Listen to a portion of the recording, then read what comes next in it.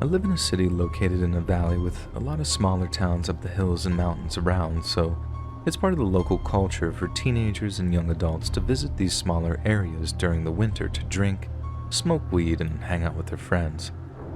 My uncle bought a house in one of these areas, so eventually I decided to get the keys and spend a weekend there with 5 of my friends. The house has 2 big bedrooms with 3 beds each and a lot of extra mattresses. At night, we decided at some point to go back inside and just chill, watching TV. But since the living room had no sofas yet, we brought some mattresses from the bedrooms and just used them. One of my friends, Victor, decided to go out to smoke, and after some minutes, we hear someone knocking at the window just behind us. Everyone got scared for a second, but just looked at the window and said things like, "Ah, it's just Victor." But since we were sitting on mattresses close to the ground, it wasn't easy to see clearly who it was at the window, and since the person just stood there looking straight at one of the girls, I got up to check.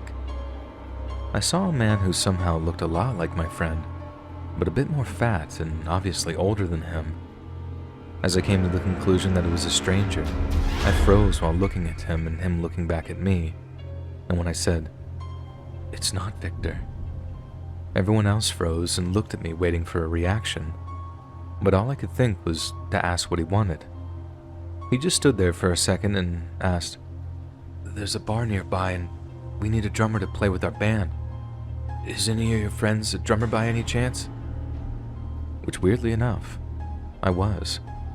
But I told him no, and after some extra long seconds looking at us, he left. My friend came back and we made fun of the situation, making jokes on how it was him messing with us. Later, most of the group decided to sleep in one bed and leave the second for me and one of the girls since they saw us kissing earlier. And we all go to bed, but some hours later I wake up to the girl shaking me in horror and whispering that she heard something coming from the kitchen. So, I get up, tell her to lock the bedroom when I leave and go to check the sound like the moron who always dies first in films. As I pass by the second bedroom, I think about calling someone else to join me, but as soon as I see them all sleeping, I hear something at the kitchen's window. I quickly move there in silence, check around, and as soon as I find and grab a knife, the door opens right in front of me. It was the same guy. I knew it was no joke since I just saw my friend sleeping. It probably took like 5 to 10 seconds of us staring at each other, but it felt like an eternity. While still holding the door handle, he made a slow movement with the other hand towards something under his shirt, which was probably a gun or a knife. But I also lifted my hand, showing him the knife, and he stopped. The kitchen was quite small, so we were standing pretty close to each other, and at this point we both knew that it would end bad for both of us if he tried something.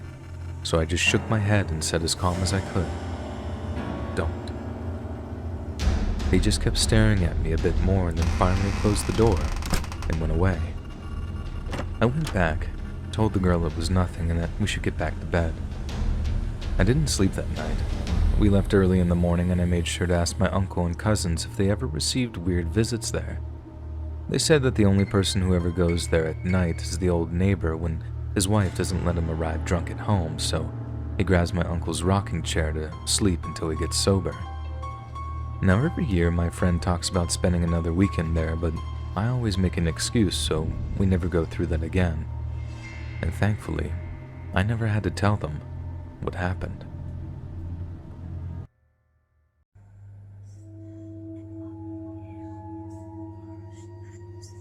When I was 7 years old, my parents told my siblings and I that we were moving to a new house. It was exciting. I found out that the house was much bigger than the one we had at the time, which was great because I have a big family. For some details, the house was in more of a rural area, and it was close to a forest. We finished getting everything and everyone situated about a month after we bought the house, and we were all happy with it. I ended up sharing a room with my sister, who we'll call Bella, which her and I were fine with. In our room, there was a big window covering almost the whole wall. My bed was in front of it. I noticed something was a little odd when, after about 3 weeks of being situated, I would hear knocking on the window late at night.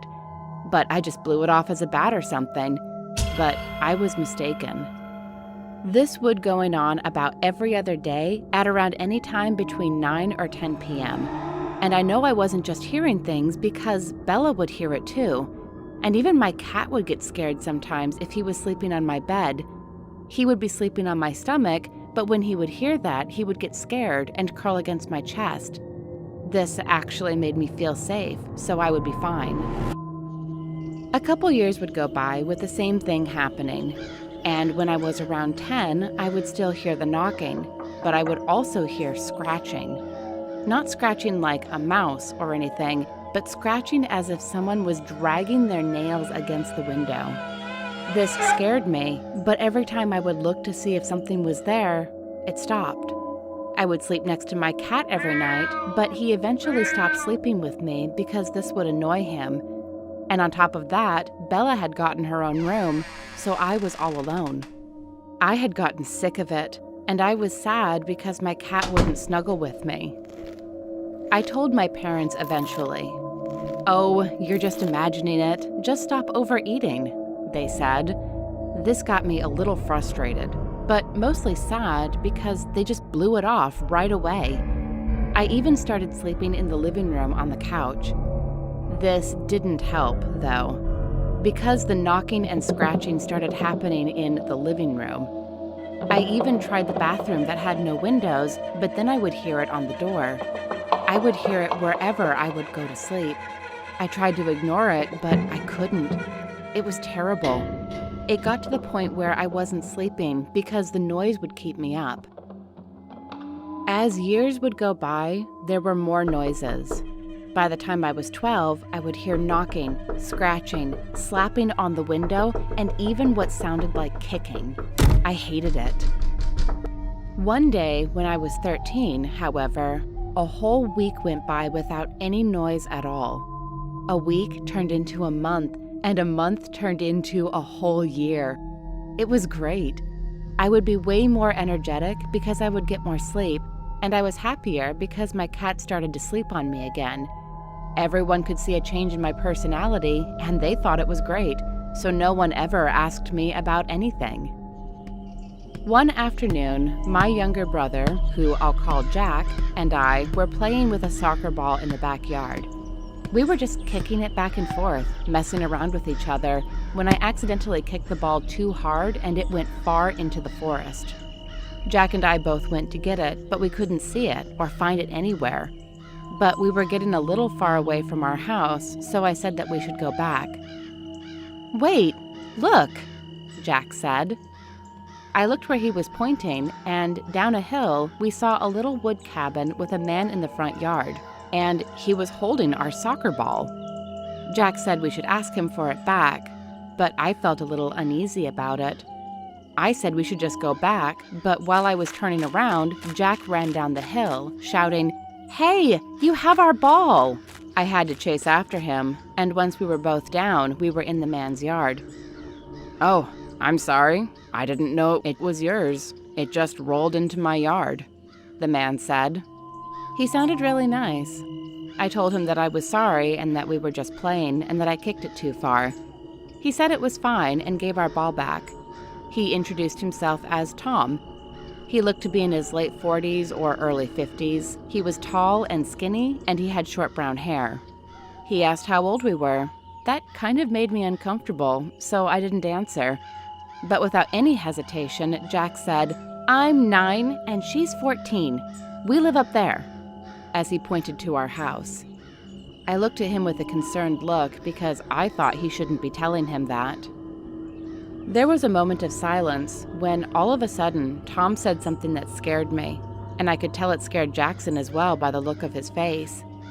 He said, "Yeah, I know. I watch you guys outside sometimes." He snickered after he said this, which made me even more uncomfortable. I told him that we should get home because our parents are going to be wondering where we were. He sighed and then said it was fine. Jack and I both ran home, and we were both weirded out by that guy. Once we got home, he kept apologizing, and I kept saying it wasn't his fault that Tom guy was a creep. We decided not to tell our parents because we thought that they would get mad at us for going into the forest. Now that I think about it, that was stupid. About 1 week after that, I was about to fall asleep with my cat when all of a sudden, knock, knock, knock.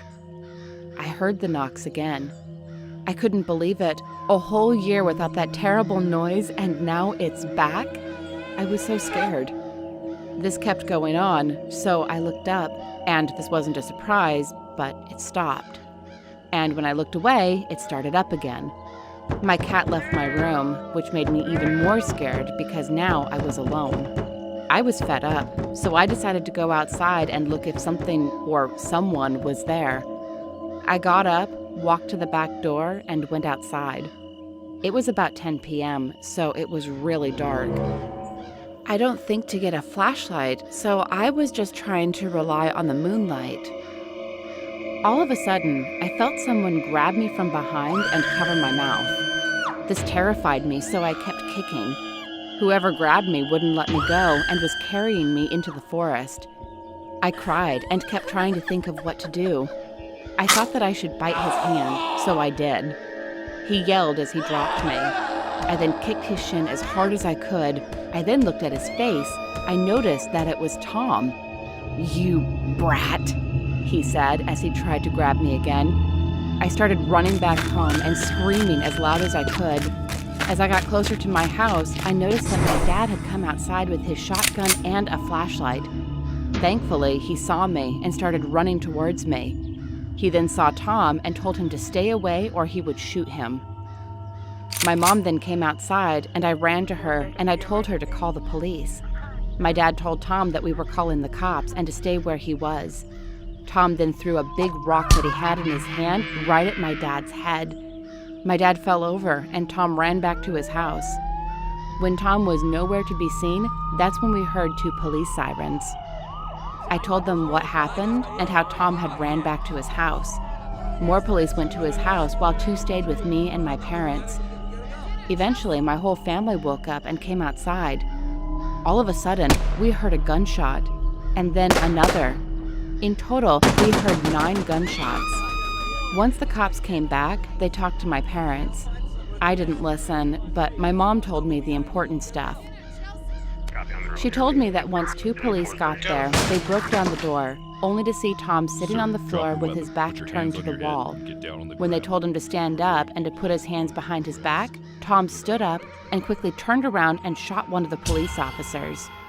He kept shooting wildly at the police officers when one of them was able to shoot him. Tom had killed 1 police officer and injured 3. However, Tom himself had died. The police said that when they searched his home after he was down, they found pictures all over his walls. The pictures were of me, Jack, Bella, my mom, my dad, and so many other of my siblings, along with some of many young girls and boys. It was horrible to hear. The police also said that they had found a total of 3 dead bodies in what they thought must have been his room. I just knew that he was the one who was knocking on my window all these years. I was scared to know that it was actually a man who was doing it, but I'm relieved that it has now stopped. My family and I still live in the same house, and my cat has gotten used to sleep with me again. I'm really happy that things have gone back to normal. Sometimes I still have dreams about Tom, though, about his chilling smile and about how he would make noises on my window, knocking, scratching. It's horrible. I would hate for anyone else to have to go through this.